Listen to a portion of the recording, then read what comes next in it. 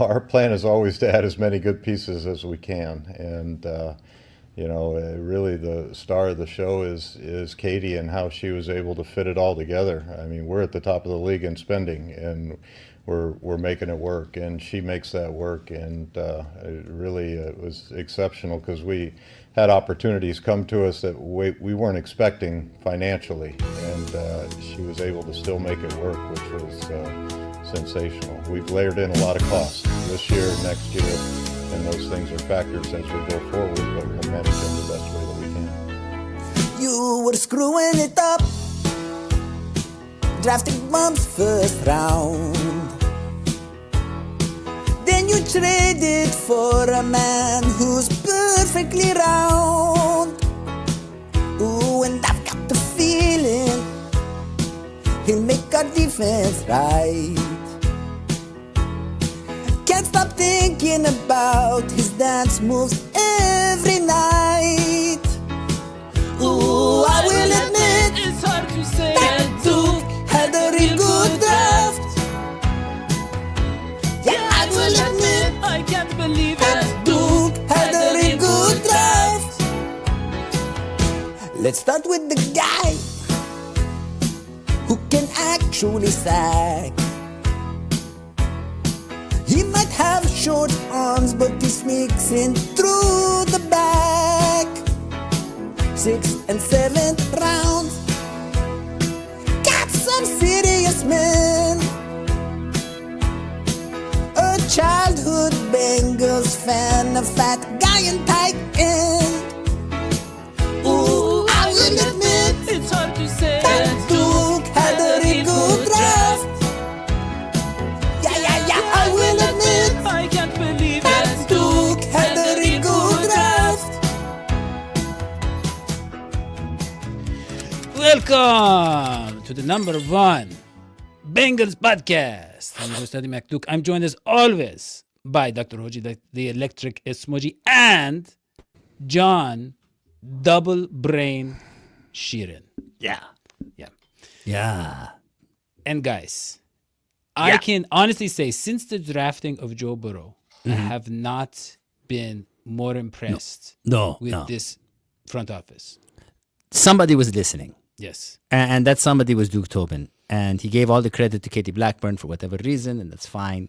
But he was listening, and he heard what we were saying. And what we were saying is, listen, this team, this Joe Burrow guy ain't getting any younger.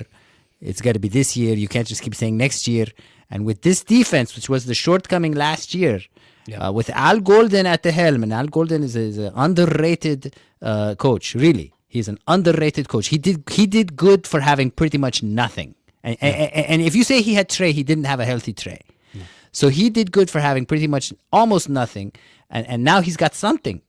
And as everybody knows, when He's got a lot. He's got a lot of things. He got a whole let's lot be of something. clear. Let us be clear. Dexter Lawrence was 340 pounds, John, when he was born, I think, or was it high school? I don't remember. Yeah. Now we're talking what? Close to 400 easily. I mean, the man is, Yeah. But he moves, John. He moves like he's like, I don't know. He moves like you, like if he was John's size. Can we just Let's address back up. why and how he's even here in the first place? Yeah, let's address that. Yeah, John. It's not shocking that the Bengals like Dexter Lawrence. It's not shocking that Dexter Lawrence was someone that the Bengals wanted to sign or just bring in on the team. What's shocking is Dexter Lawrence wasn't available for them to sign, and he wasn't available for them to trade unless they did something that they've never done before, and they haven't done anything remotely comparable in over 30 years, which is when they traded up 5 spots in the 95 draft to take Kajana Carter first overall. The Bengals do not give up first-round picks. They don't give up any picks higher than like the 5th round straight up for a player. They haven't done that since the 90s. So for them to do this for a player of Dexter Lawrence's caliber, despite the fact that, yes, the Bengals absolutely adore these height, weight, speed freaks. Like, they have them all over the team. Dexter Lawrence is obviously a mammoth of a human being, but like for a team that has Orlando Brown Jr., Amarius Mims, Shamar Stewart, like the roster is littered with guys that fit that description, but Lawrence happens to be the very best of them, and they could not have gotten him unless they did something completely unprecedented. So for them to bring him in as they tee up for this draft, I think really did set the tone for how impressive this whole week was. Yeah, and Would you say that's- it's fair, yeah. John, to call Cincinnati a land of giants now? Yes. Yeah. John, I would say this. I think what Duke was saying in that presser, okay, was that I was kind of shocked when Katie Blackburn told me we can actually spend money. That was his reaction. Was kind of like, wait, that's an option for us to get close to the cap? And she was like, yeah, I guess this one time. I'm going to be nice this one time. But I don't think it was get being us spoiled. nice. I don't think it was being nice. I really think they read the room. And the elephant in that room that they were reading was a man named Cincinnati fans. Yes. And Cincinnati fans was very angry. He was belligerent. He was a little drunk.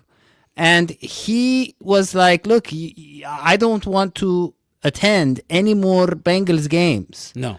I don't want to cheer any more Bengals losses until you fix this broken bus. I ain't getting on it.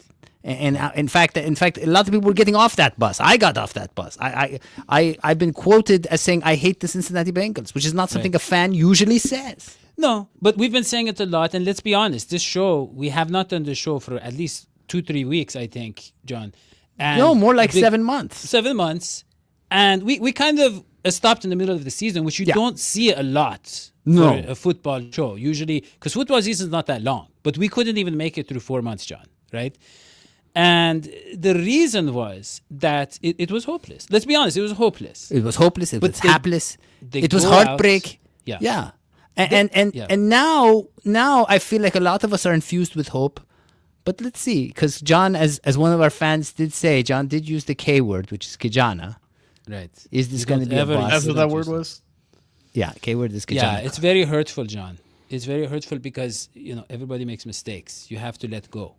You can. But John, let me tell you something. Look, Dexter Lawrence, amazing player. And I just want to say something just to get it on the record, John, because Dexter Lawrence is also a very good football player. Like, they did not just draft him because, can I say it, John? Because he's sexy. I mean, he does other things too. I just want to make it clear there's no legal issues involved with bringing sexy Dexy Yeah. to Cincinnati, right? You certainly don't sell as many jerseys though if he's not sexy. I mean, I got to tell you something. I'm very hopeful because people talk about the injuries and the kind of the decline and play and all that. He really didn't want to be in New York. And when I heard his first interview, I was like, that is an outstanding man. Yeah. Because he was so grateful and he was not bitter. He was just like, yeah, I just kind of wanted to move on. But I'm very grateful for what they did for me. And he was very excited about the Bengals. And then with the dances, he's got a sense of humor. I mean, he seems like a beautiful man. And it's always nice when it works in the other way and the player wants to come to the Bengals and not the other way around, in which, I don't know, maybe you leave for the Baltimore Ravens or something like that. It's a Yeah, completely we're different talking situation. about Trey the betrayer. That's why they call him Trey. Trey the betrayer Hendrickson, who betrayed us. He betrayed. He didn't just stray. Just like Dexter Lawrence betrayed the Giants, right? Yeah. Yeah, which is good. Well, I don't think that Trey betrayed the Bengals. I think that really what happened was they just, once they stop thinking that you're valuable or as valuable as the market dictates, you're worthless to them. And that's how they treated him. They treated him like dirt, John. They really did, for someone who's been as productive as he has. I mean, even last year, when he played like 7 games, had 4 sacks. I mean, he was still a good player. Yeah. So He was decent. He deserved a serious offer from them. But anyways, we have Dexter Lawrence. And John, the thing about Dexter Lawrence is he takes up so much space that he transformed the entire offseason and draft. Because they're like, oh, we don't need massive, we don't need to go out there and get another big defensive end. Or that we can get the little tiny defensive end who just kind of sneaks through the cracks because Dexter Lawrence is, filling in the rest of the crack. You know what I mean? It's just like... Yeah. It's like, or like, they don't, we don't need linebackers because when is a running back ever going to get to the linebackers anymore? Exactly. Yeah. So, John, go ahead. No, I think the addition of Lawrence, obviously, it frees up a lot of opportunities for the rest of the defensive line. I don't think directly it was, oh, like they had the biggest nose tackle in the NFL and now they can sacrifice size. I was just equally impressed that we've heard, murmurs about the Bengals being interested in smaller defensive end or edge prospects in recent years. Nolan Smith being one in 2023. Jalen Walker last year in 2025 was taken right before Shamar Stewart. But for them to actually pull the trigger on the body type of Cassius Howe with obviously their highest draft pick left, I thought it was really telling of like they are not afraid of actually going through with a different sort of archetype at this position. It speaks to obviously what this defense will look like, because it's not going to be the traditional 4-3 that you remember you always associate with the Bengals. There's going to be more odd fronts. There's going to be more situations in which both edges are standing up, and we've seen that here and there over the past 5 or 6 years now. After Lou Anarumo kind of set his footing with the Bengals defense, and it has carried over into Al Golden. So this is when it's 1st and 10 at the beginning of the game, and there isn't like 3 receivers out there, it's going to be a 3-4 defense, which Lawrence is right in the middle of your defensive line, and Cassius Howe, who is a phenomenal pass rusher. He was a productive, competent pass rusher coming out of college, and those guys can translate immediately into having NFL success. I thought that they were still at least one piece away from this defensive line really getting to a point where they can actually be an above average group. And now they have it in Howe, who's not going to be a starter. He's going to play a couple hundred snaps, but he's not being thrust into a role that he can't handle immediately. But you have depth at edge, you have depth at defensive tackle, and you can rotate guys in and out, and you can be scheme diverse as well, because these guys can play in both the even and odd fronts as well. So I thought the Howe pick was very impressive, and it was, again, a deviation away from where they normally go. Yeah. It It was. Yeah, I mean, well, we did have that one guy, Carl Lawson. Lawson, who was very good for us. But then we went in the opposite direction, getting these like guys like 6'7", 6'8", right, with the perfect Ross scores. Yeah. And they haven't done much. But John, don't you think now we have Jonathan Allen, we got the Mafia guy. We got a lot of different guys in the offseason. I feel like having that piece, that ball wrecker, that ball breaker, in the ball middle buster. of the Right through the crack. Just taking Right it through that crack, crack, fill in the sexy. holes. Yes. Yeah. And by the way, that is not why we traded for him. No. Not because of the sexiness. It's a request that's been made by Katie Blackburn and the Blackburn firm, if you will. Yeah. But, John, point is, all those athletic guys now, we're going to see them maximize their talent. Maxing it I mean, to the max. The run defense goes from being a weakness to a strength with the bulky, guys that we have now in the middle. And do we talk about the offense? Yeah, we got the tight end. We got some good depth on the offensive line, John. I mean, the fact that Joe Goodberry was excited about our 6th and 7th round picks, I was like, what is going on? And so here I was just, this is Goodberry's grades on the guys that we got.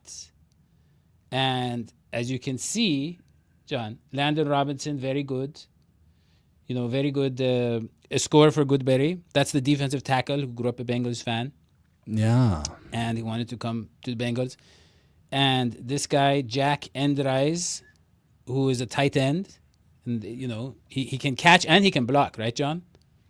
Yeah, he's a better catcher than blocker at the moment, but I think he can do a little bit of both. You do a little bit of both, which is more. It's a little bit more than we've ever had. And then you have Brian Parker, who's interior offensive line. I think that Goodberry was saying, "Hey, this guy can play right away. I mean, he's going to be a long-term solution." Yeah, John. He should have been drafted between the 3rd and 4th round. Yeah. When they were on the clock in the 3rd round, I tweeted out like I would take Brian Parker at this spot. Yeah. And I was shocked to see him fall as far as he did.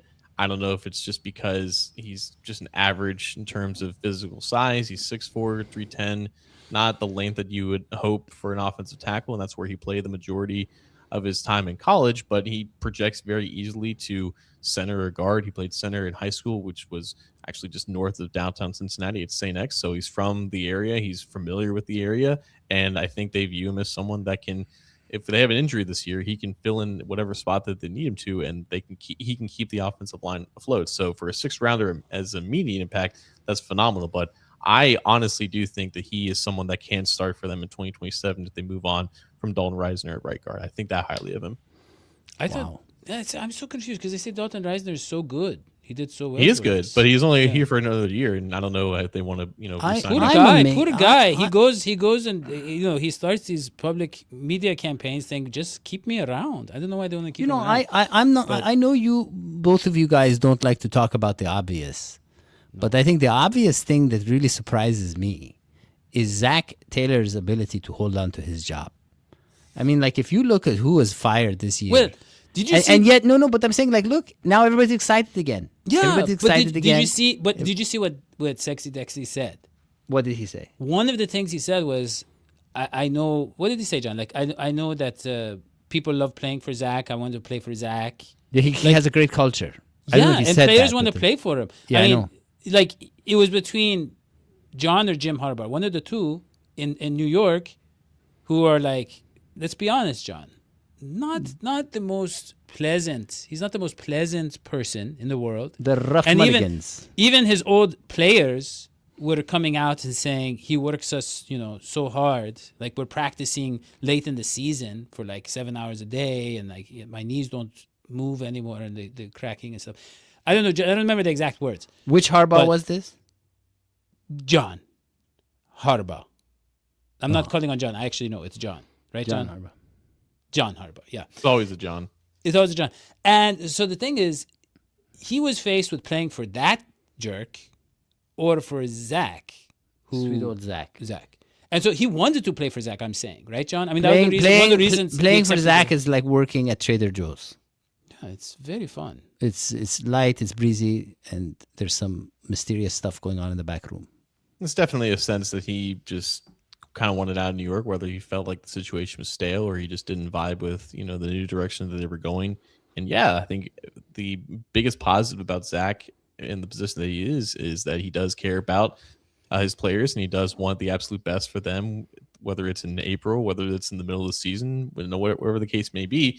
And that's always been something that he's been commended for by anyone in that locker room. So whether BJ Hill told him that because BJ Hill played with him in New York, whether it was anyone from his Clemson days that has been on the Bengals, like whatever intel that he got in terms of what his thoughts are on Cincinnati, like I'm sure he was very excited that the Bengals gave up the 10th pick in a very unexpected way. Yeah. Yeah, Yeah. we all are. We all are. I mean, really, I think we can wrap it up by saying, who they? I would Maybe. I would put a maybe on the who day. Maybe John. they. I would say Mayday. Definitely a who. Definitely Definitely who, because John, we didn't even talk about their second and third round picks, which tells you We talked Nobody about even this knows back who in- they are. It's Cassius Howe. We I'm talked They sorry, were third mentioned and in the fourth. song. Sorry, third and fourth round, right? right. We got Card- the A card- Bengals fan, a fat guy, and a tight end. a tight end. Those are the last three picks. Those were good, but then the middle, like 2 or 3 picks, were not good. Because They all have some risk, right? Dakaria Davis is a raw cornerback, I would say, who Yeah. had some production, but he's kind of a high cut athlete at 6'4", and I think there's going to be some kinks that he needs to work out in terms of he's how going to he get covers. cooked if he's raw. Well, That's what sure. happens. I hope yeah, not. but- yeah, you don't want to eat a raw cornerback. No. But with Connor Liu in the fourth, the only risk there is that he suffered a torn ACL, and that's why he fell to the fourth round. But he probably would have gone earlier if he was healthy and he tested because he is a high end athlete, and I think people will see that as soon as he's out on the field. And that's probably your Ted Karras replacement whenever he decides to hang it up as well. And then right after that, though, Colby Young, who is a bit older, not as productive. He had the off field incident. I don't think it's fair to call him Jermaine Burton because Jermaine Burton was a completely different person. And Colby Young has been regarded as nothing but like an amazing teammate and an amazing guy to have in the locker room. So I think Bengals fans will become Colby Young fans, during this offseason once they get to know him. And it's just about, can he be an outlier for how unproductive he was in his college career, regardless of why he was off the field. Yeah, I mean, the Bengals, Zach came out and he said, look, we did the research. We love this guy. He's a great guy. He seems like an amazing guy. And it's just, he's misunderstood. Connor Liu, I will say, John, I believe the trend now is you want players to tear their ACLs, get it out of the way, right? It's like it's something. Then they come back, they rehab it, they make it stronger. It's kind of, I mean, at this point, it's basically like cracking your back or your knuckles or something, right? It is common, yeah. but you could always be Jamal McCoy and you like a screw in your knee, and you don't know if you're going to play in 5 years. So there's always a risk. Yeah. Well, the point is this. I think the draft, we added some depth to the offensive line. We added a little bit of a spice to the pass rush. But the main thing is how we, we rebuilt the defensive line. That's what got us all excited. But no linebackers. We don't expect any linebackers coming down the pipeline in the free. I mean, there's nobody left, really. There's some. Bobby Wagner, maybe. I don't know. Like, there's a couple names if they really need one. And I don't think it's going to happen immediately. I think they're going to see what these guys look like. And if they feel like they need like a depth guy, I think that's how it could happen around training camp, which is why they signed guys like Noah Fant, Don Reisner to begin with. Yeah. Okay. Well, we technically call this show Draft Grades. So I think, John, we need to get your grade. I had it at a B+.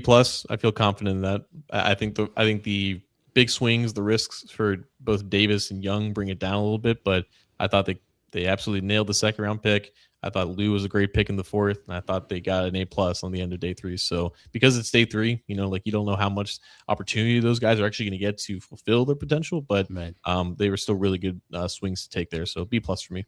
Well, you didn't include the 28-year-old superstar. I mean, he wasn't the draft pick. That, yeah. So, I mean, that was our first. It's a clean first rounder. If you include him, then it's definitely in the A range. But I'm going off the guys that they drafted. Okay. Well, I am including. I'm going to give me an A-, and part of my A- is meant for encouragement because I want to encourage these, Bengals executives to keep doing what you're doing, care about the team. Yes, so I'm giving you an A-. Okay. Keep it going. And I like Duke Tobin's talk. I thought he seemed very, very almost like he was about to fall asleep, and yet still excited. He rode that line very carefully, very calm, very reserved, but then confident. Yes, and that's good. That made me feel good. And I'm going to give it.